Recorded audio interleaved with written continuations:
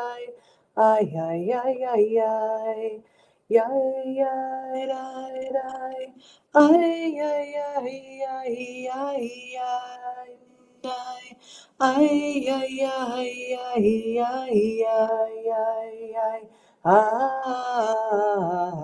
Ay, ay, ay, ay, ay, ay. Ay, ay, ay, ay. Yay, day, yay, day, da, day, nay, day, day, da, day. Yay, day, day, day, yay, day, day, day, day. Yay, day, yay, day, ya, day, nay, yay, day, da, day. Yay, day, day, day, ay, yay, day, day, day. Yay, yay, day, day. Yay, day, day, day, day, day, day, day, day. Ay, ay, ay, ay, ay, ay, ay, ay, ay, ay. Ay, ay, ay, ay, ay, ay, ay. Ay, ay, ay, ay, ay. Ay, ay, ay, ay. Yay, day, day, day, day, day, day, day, day, day, day. Ay, ay, ay, ay, ay, day, day, day, day. Yay, day, day, day, day, day, day, day, day, day, day. Yay, day, day, day, yay, day, day, day, day.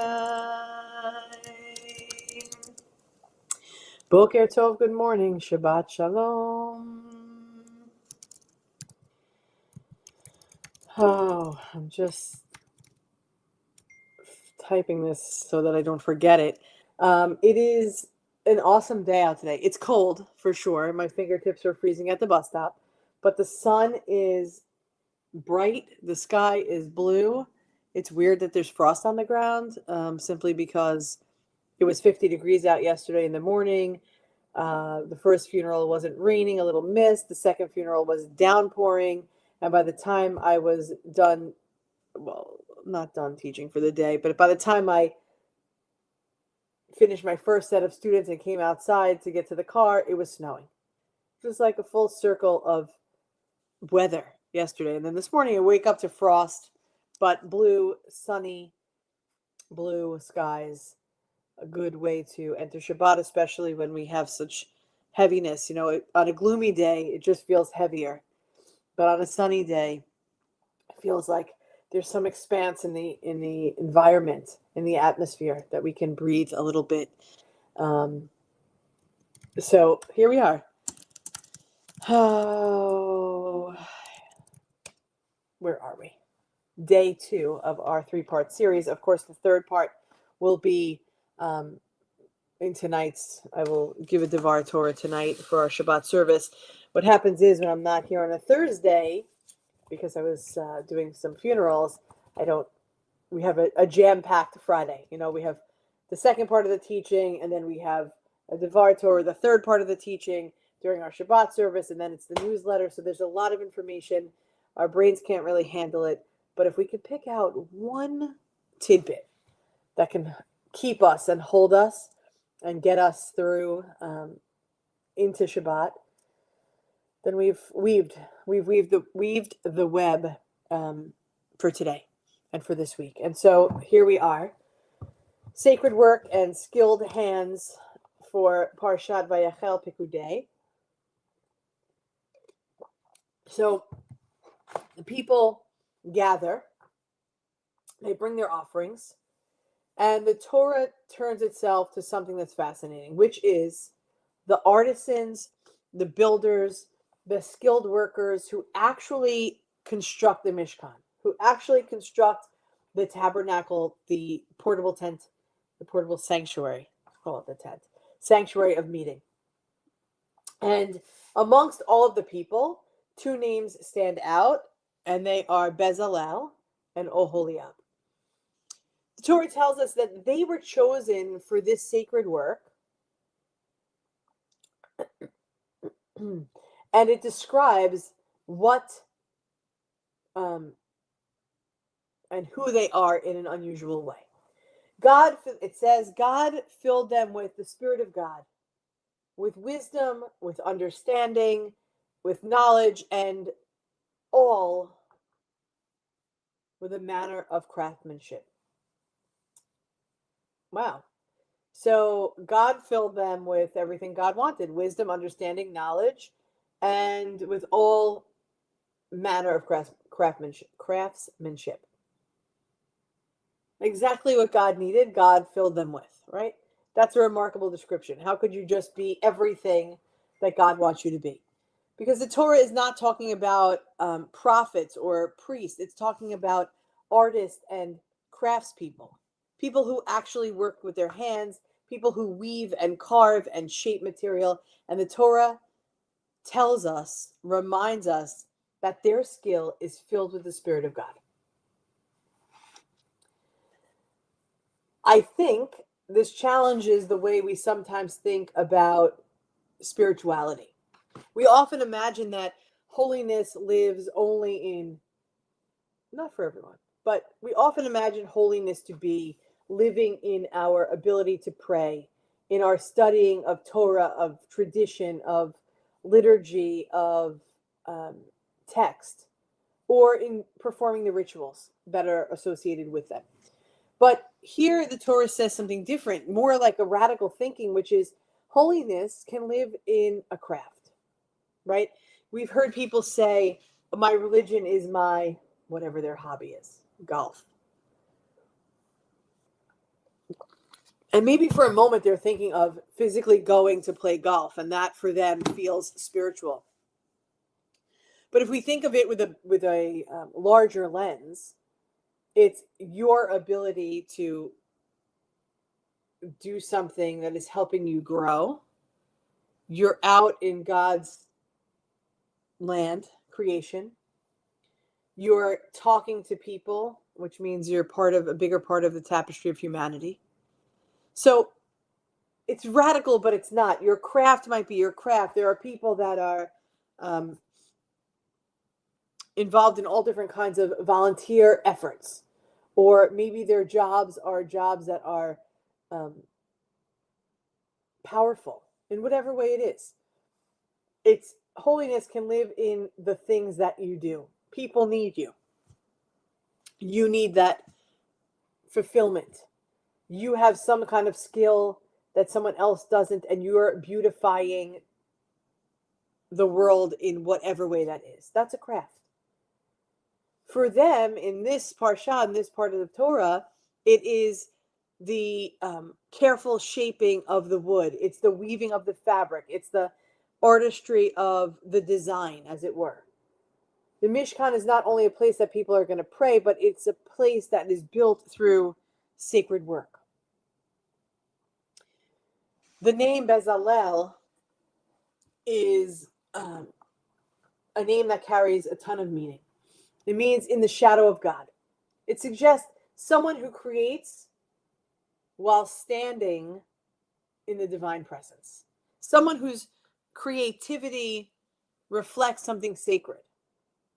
Rabbis even say that Bezalel possessed a deep understanding of how the world itself was created, that his artistry mirrored the creativity of God. And that's some shoulders to stand on. There's something also maybe different, but deeply affirming in this idea. It reminds us that our work, whatever form it takes, has the potential to become meaningful.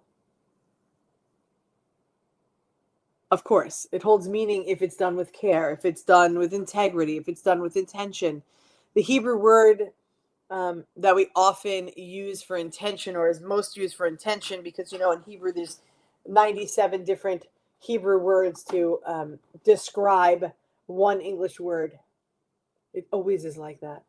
Well, you should use this word if it has this undertone, and this word if it has that overtone, or if it's this many people, if, you know, it's complicated. But the word for intention is kavanah. It's the spiritual intention. It's the way that we connect to that which is what we do. So kavanah brings mindfulness and heart to what we do. Not simply just completing the task, but doing it with awareness, with purpose, with patience, and with presence. So the Mishkan required detail, the nitty-gritty, the worse than the IKEA assembly guide. Worse, way worse. Measurements had to be precise. Materials had to be chosen carefully. And like, remember, we're not in the times where it's like, oh, I don't have the right screw. Let me just run to Home Depot or Lowe's. Ace Hardware, your neighborhood hardware store. That hardly exists anymore. That's sad. This is like intentional work. Patterns had to be woven exactly, and none of it was rushed. Also different from nowadays, right? If you can't put it together in 20 minutes, it's done. We don't want it. Because sacred space is not created through shortcut. It's built through patience and care. And perhaps this is a deeper lesson for this portion. Most of life is not made up of dramatic moments. It'd be nice if it was, if they are good. Most of life is built through small acts repeated over time. The way we do our work, the way we care for others, the way we show up in our responsibility. These are the things that are done with kavanah, with intention. They become part of sacred life. This teaching also can be incredibly liberating because it means that holiness is not confined to synagogue walls. And we know this because here we are, learning together through our phone, through our iPad, through our computer, tablet, whatever, a Chromebook, whatever we're using. It reminds us that because it's not confined to a space, it could be present in a kitchen or an office or a classroom or a workshop or a home or a community. But everywhere people can bring care and intention to what they do. It could be anywhere, right? The Mishkan wasn't built in a single day, but it requires many hands. It requires many skills, hours, and effort. And through that work, something extraordinary emerged. A place where the divine presence could dwell among the people. And that's what we have here today. So